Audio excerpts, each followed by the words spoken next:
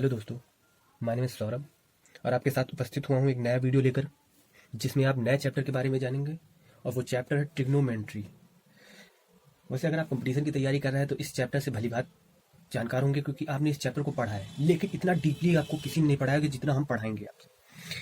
इसके लिए हम सबसे पहले बेसिक से चालू करेंगे, और बेसिक इतना बेसिक कि 10th लेवल, फिर 12th लेवल, फिर उसके बाद कंपटीशन पढ़ाएंगे। सबसे पहले पूरी बेसिक से नॉलेज देंगे, फिर 12th लेवल का नॉलेज देंगे, और लास्ट में थर्ड वीडियोस में तुम्हें कॉन्सेप्ट से हट करके ट्रिक्स मिलेंगी इसी चैप्टर की, और फोर्थ वीडियो में तुम्हारे इस एक्सरसाइज होगी इसी चैप्टर की। So please continue this video, continue all videos seen, because अगर आपका बेसिक कंप्लीट नहीं तो शुरू के 2 वीडियोस में आपका बेसिक कंप्लीट होगा, और थर्ड वीडियोस में आपको जानकारी मिलेगी कैसे क्या इसके लिए कंपटीशन की हम तैयारी कर सकते हैं। सो please continue this video. Well, हम आज चालू करते हैं ट्रिग्नोमेट्री। सबसे पहले मैं इसके बारे में इंट्रो देना चाहूंगा कि इसका इंट्रो है कि ट्रिग्नोमेट्री 2 शब्दों से मिलकर बना है।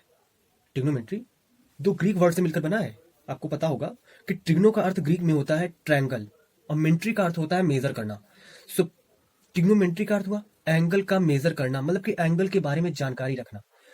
जैसा कि आपने चैप्टर में देखा भी होगा अगर आप पढ़ चुके हैं कि ट्रिग्नोमेट्री में हम सारे एंगल के बारे में पूरी जानकारी मिलती है। अब आते हैं एंगल क्या होता है। एंगल 2 टाइप से होते हैं। एंगल का मेजरमेंट 2 टाइप से होता है। फर्स्ट के लिए खष्टिक पद्धति या सेक्साजेसिमल सिस्टम, और सेकंड होता है वृत्तीय पद्धति या सर्कुलर सिस्टम। नाम तुम्हें अजीब लग रहा होगा, लेकिन ये होते हैं। बट इसमें पहला से खष्टिक पद्धति या सेक्साजिमल सिस्टम में हम डिग्री में नापते हैं एंगल को, हम सेक्साजिमल पद्धति में डिग्री में मापते हैं, और वही सर्कुलर सिस्टम में रेडियन में मापते हैं। तो अब ये आपके लिए नया है कुछ, बट अगर आप कंपटीशन की तैयारी करते हैं तो ये सब पढ़ चुके हैं। अब आते हैं हम कि सेक्साजिमल में, तो ये होता है, ये हम एंगल, इसको हम बोलते हैं 90 डिग्री।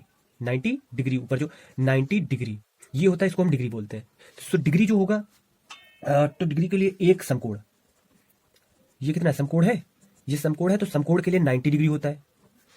और अगर 1 डिग्री की बात की जाए तो 1 डिग्री होती है 1 मिनट, 60 मिनट के बराबर, 60 मिनट के बराबर। एंड अगर 1 डिग्री की बात की जाए तो होती है वो 60 सेकंड के बराबर। सो ये कंप्लीट हो गया होगा कि एक समकोण 90 डिग्री के इक्वल होता है, और 1 डिग्री 60 मिनट के इक्वल होती है, वही 1 मिनट 60 सेकंड के इक्वल होता है। ये होता है तुम्हारा खष्टिक पद्धति या सेक्साजिमल पद्धति में। नेक्स्ट होता है सर्कुलर सिस्टम। सर्कुलर सिस्टम के बारे में हम जानकारी है कि इसको मापते हैं हम रेडियन में मापते हैं। और हाँ, इसका एक मेन क्वेश्चन बनता है जाके रेडियन और पाई, रेडियन को पाई में डिनोट करते हैं। सो रेडियन को डिग्री में चेंज करना और डिग्री को रेडियन में चेंज करना, वो हम अभी आगे बताएंगे। सबसे पहले हम आपको बताते हैं कि वृत्तीय पद्धति या सर्कुलर सिस्टम क्या होता है। सर्कुलर सिस्टम एक सर्कल है, सर्कुलर सिस्टम में एक सर्कल है। सर्कल में एक ये तुम्हारा रेडियस हो गई जाके, हाँ रेडियस हो गई। अब रेडियस से ये एंगल जो बनेगा, ये जितना चाप होगा, ये जो चाप होगा यही मेरा रेडियन होता है, ये जो चाप होगा यही मेरा रेडियन होता है। और ये आर होगी जाके, ये ओ होगा। सो एक रेडियन बराबर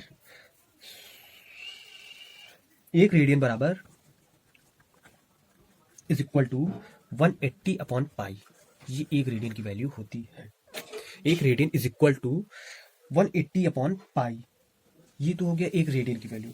और यहाँ 180 क्या है, 180 डिग्री है। डिग्री का मतलब कि अब हम यहाँ से यही फार्मूला रख करके हम डिग्री को रेडियन में चेंज कर सकते हैं और रेडियन को डिग्री में चेंज कर सकते हैं। सो आपके पास एक फार्मूला भी आ गया रेडियन को डिग्री में चेंज करने के लिए। इसको हम डायरेक्ट डिग्री में चेंज करके बताते हैं। अब हम लिखते हैं how to change degree to radian. So degree से रेडियन में चेंज करने के लिए डिग्री हमें दी गई है थीटा डिग्री। तो हम थीटा डिग्री को 180 पाई अपॉन 180 इंटू थीटा, जो रेडियन में होगा ये मेरा फार्मूला मिल गया डिग्री को रेडियन में चेंज करने का। दैट्स ओके, ये हमारा हो गया इतना। अब आगे नोट दिस साइड, नोट कर लिया, देखो जल्दी से नोट करो, ये आपके लिए है नोट करने के लिए। ये साइड मैं समझा रहा हूं, इस तरफ मैं समझाऊंगा, उस साइड वाला आपको नोट करना है। ओके, स्टॉप करके नोट कर लीजिए, दैट्स ओके। आइए अब हम ट्रिग्नोमेट्री के अंदर कदम रखते हैं। सो इसमें सबसे पहले आते हैं, हम इसके बारे में जानकारी रखें कि एंगल कैसे आते हैं। सबसे पहले इसमें रेशियो होगा कि एक ट्रायंगल दिया है, जस्ट एज ये ट्रायंगल है मान लीजिए, तो इसमें ये जो होगा ये थीटा जिसके साथ होगा, ये मेरा रेडियस होगा। सो ये जो थीटा मेरा होगा, जस्ट इसके सामने वाली भुजा को हम लंब बोलते हैं। लंब, लंब मतलब परपेंडिकुलर, पी लंब यानी कि परपेंडिकुलर। और जस्ट इसके थीटा, जिससे जिस लाइन से थीटा बनेगा, जिस लाइन से थीटा बनेगा उसको हम बोलते हैं आधार या बेस, आधार या बेस। और जिसके साथ थीटा बनेगा उसको हम बोलते हैं कर्ण या हाइपोटेनस। सो तीनों कंप्लीट हुए। जिसके साथ थीटा होता है उसे लंब बोलते हैं, मतलब कि जिसके थीटा के जस्ट सामने वाली भुजा को हम लंब बोलते हैं, परपेंडिकुलर। थीटा के नीचे वाली भुजा को आधार बोलते हैं, बेस। और जिसके साथ थीटा बना है उसको हम बोलते हैं कर्ण, हाइपोटेनस। इतना कंप्लीट हुआ।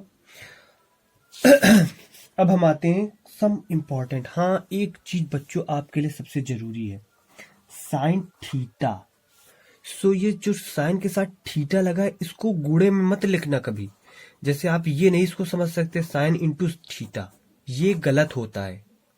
क्लियर क्या है? क्लियर हुआ? साइन थीटा होता है, not sine into theta, that's okay. अगर लिखा है sine theta plus sign to theta, so you can call sin theta plus sin 2 theta, not sin theta plus 2 theta, that's okay। कि आप sin theta plus sin 2 theta कहेंगे, ना कि sin theta plus 2 theta। Okay okay, so हम आगे आते हैं थोड़ा सा। इसको कंप्लीट कर लिया, ये मान लिया हमने A, इसको मान लिया B और इसको मान लिया हमने C, A B C, ठीक। सो जो AB है, ए बी क्या है हमारा? आधार या बेस, बेस। जो बी सी है यह है लंब या परपेंडिकुलर। और जो ए सी है वो कर्ण या हाइपोटेनस। सो आपने एक पाइथागोरस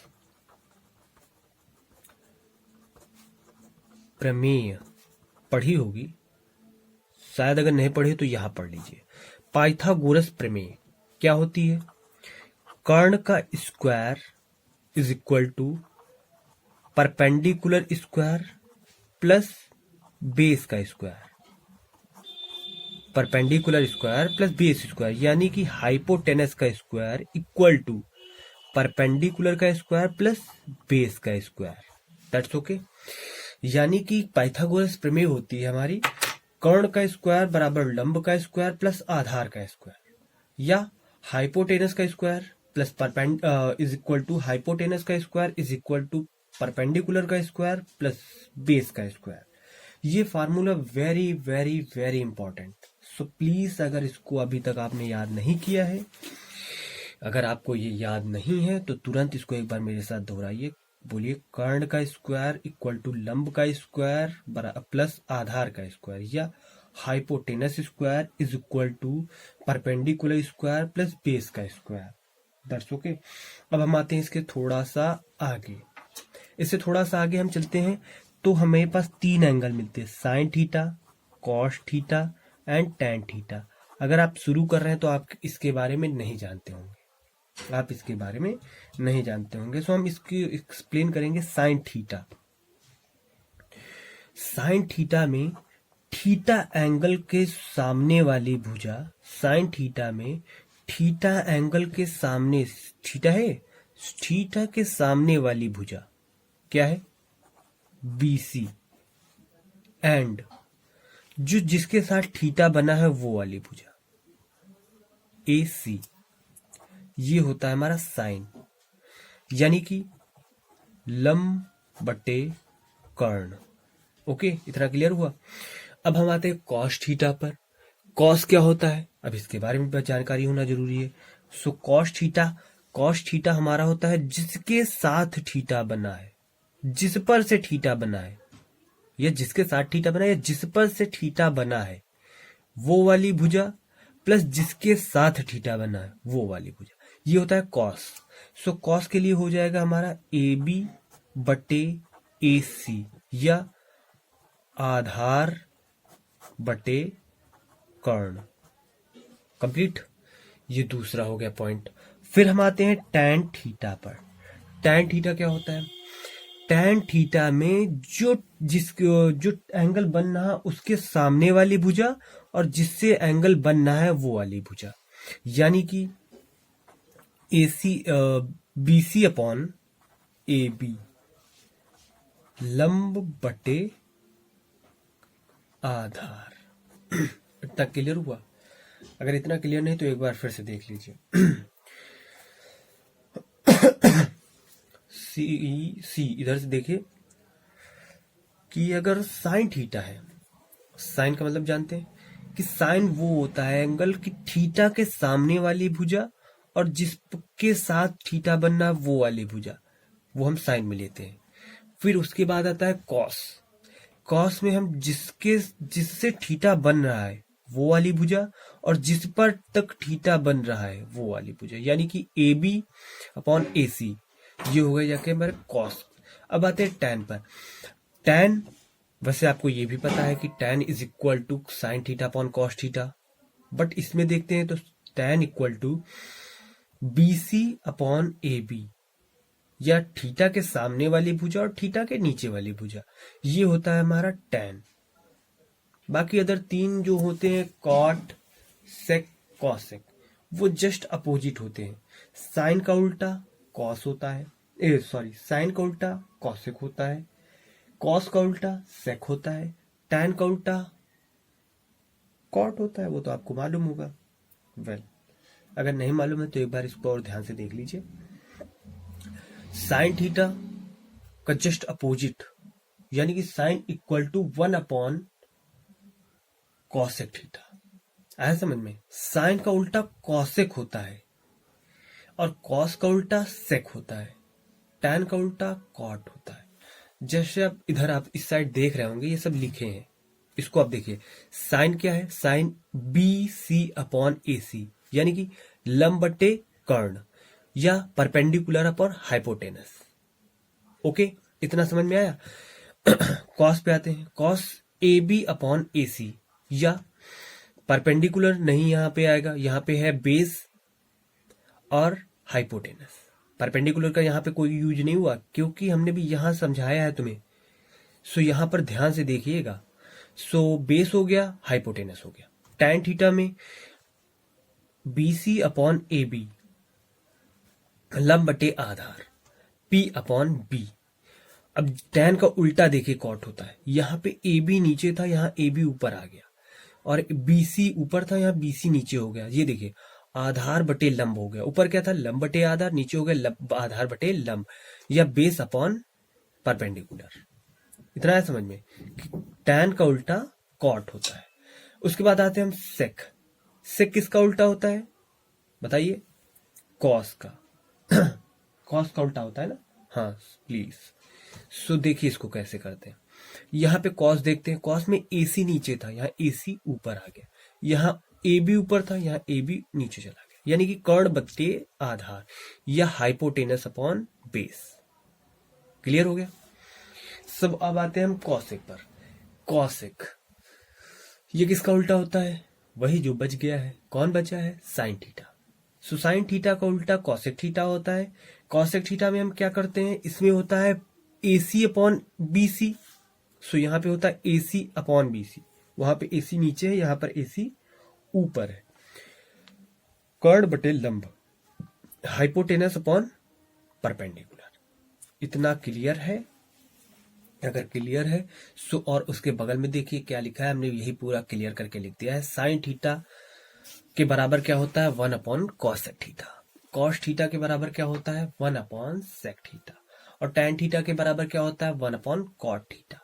एक बात अभी हमने यहां पर समझाई थी, यहां पर कि sine theta upon cos theta, sine theta upon cos theta is equal to tan theta, यानी कि हम टैन थीटा को sine theta upon cos theta भी लिख सकते हैं।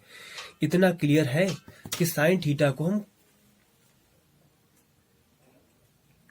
साइन थीटा को अपॉन कॉस थीटा को हम टैन थीटा मानते हैं। सो एक चीज यहां से हम निकाल सकते हैं, यहां से इधर देखिए, यहां से हम निकालेंगे sine theta into cosec theta is equal to 1। ये हो सकता है कि नहीं हो सकता? और इसी तरीके से मेरा कॉस वाला भी हो सकता है, cos theta equal to 1 upon sec theta, sec theta था, so cos theta into sec theta equal to 1, ये निकल आया। टैन वाला भी इसी तरीके से निकल सकता है। ये दोनों क्लियर हो गए।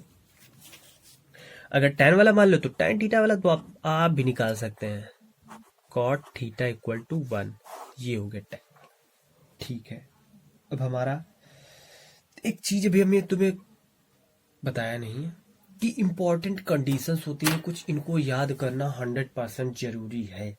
वो इंपॉर्टेंट कंडीशन देखिए, उस साइड देखिए लिखी हैं, आप ध्यान दीजिए। साइन स्क्वायर थीटा, हाँ, एक और बात कि साइन के ऊपर 2 लगा और थीटा लगा है, इसको हम क्या पढ़ेंगे? ये जो ऊपर 2 लगा होता है इसको हम स्क्वायर पढ़ते हैं, क्या बोलते हैं इसको? Sign square theta. ये लिखा है sine cube theta, sine cube theta, that's okay. यानी कि हम अगर एक और बात बताना चाहें तो वो बात ये है कि साइन थीटा का अगर होल पावर होल स्क्वायर लगा है, सो हम इसको ये भी लिख सकते हैं साइन स्क्वायर थीटा, यानी कि साइन थीटा का whole square is equal to sine square theta. समझे? तो इसी तरीके एक और है, इस तरीके एक और क्या है? Sine cube theta, sine cube theta is equal to sine theta का होल क्यूब, ये होता है। इतनी बात क्लियर हुई। इतनी बात क्लियर होने के बाद अभी हम एक चीज और आपको समझाना चाहते हैं। वो चीज ये है कि सॉरी, खांसी आ रही इस समय, क्या बताएं। वो चीज ये है, अभी एक चीज समझाना चाहते हैं कि एक कंडीशन होती है sine square theta plus cos square theta equal to 1। अब बताइए ये कहां से आई?